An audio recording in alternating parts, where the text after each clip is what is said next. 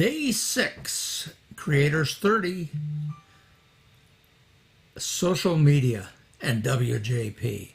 Well, that's an interesting one, actually, because, I've had my ebbs and tides with social media, favorite platforms, those kinds of things. I'll tell you in a moment what I finally settled on, but I have a long history in social media. Back in the early 90s, when the internet was becoming publicly available, and of course the education organization here in the province of Ontario, wanting to be at the forefront, tried to establish things. One of the best things they ever did was that they set up a network for teachers, and it was called the ENO, Educational Network of Ontario. And every teacher in Ontario had a free login to that account, if they could get one, mind you. It was all dial-up, or if you were lucky enough to have friends on the faculty or staff at the college or university closest to you, you might gain access there. But anyway, this was an overwhelming success for probably 7 or 8 years, because not much progressed over that time. Probably 70% of the teachers in Ontario got involved in this, and we're on a couple of times a week at least. But these were text-based forums, or boards, as we used to call them back in those days. This was prior to World Wide Web becoming accessible to the public. Speaking of boards, a lot of hockey teams had boards. In fact, when I changed teaching positions and became the head of computer science at actually the high school that I graduated from, I set up a board, or sort of a community place where every student in the school could log in and communicate back and forth. Of course, it took a lot of monitoring. You remember, if you got 1,500 teenagers having access to this, you had to look at it pretty closely. So forums were the way. Then it gradually switched into World Wide Web, so we were adding video to those kinds of things. We never did that in the school, though, by the way.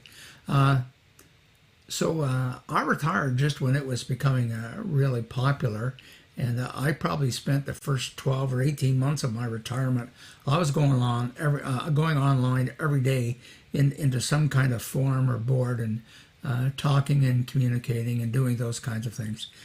It was a good way for me to ease out of what I had been doing previously. Then along came Twitter. I remember when I used to have to pay long distance because it wasn't available unless you could connect by phone. I remember paying long distance for a month or 6 weeks and before I had access. I don't know if that was 2006, 2007. And then on come the juggernaut, Facebook. Of course, originally it was only available to current university students or alumni. So I was lucky. My daughter said, "Dad, you should give this a try." And I did, and I sort of liked it. But as I said at the start, there's been some ebbs and some tides. So I lived and died by Twitter for a while. Facebook was my fallback. Current situation, I stream my live shows to Facebook because that's where I think the audience is.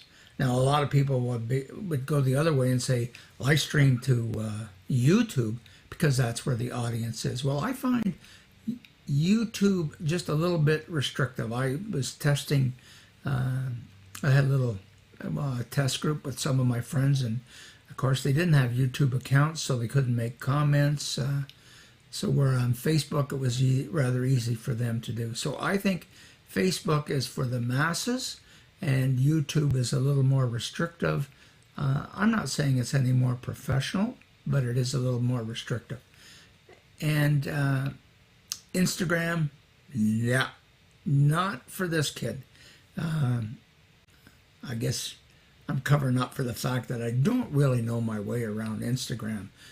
So I just completely disregard it. And talk about those boards and forums from the early 90s or late 90s. Recently I got exposed to Discord, and I thought, gee, how progressive is this, or isn't it? Because everything I saw on there tend to be a lot of text, and that took me back 25 years, so I'm not sure. What do I see in the future? I see Facebook and YouTube both enhancing what they offer and both appealing to the masses. So I'm keeping my faith in Facebook, because that's where the people are going to come to watch my general kind of shows that I do.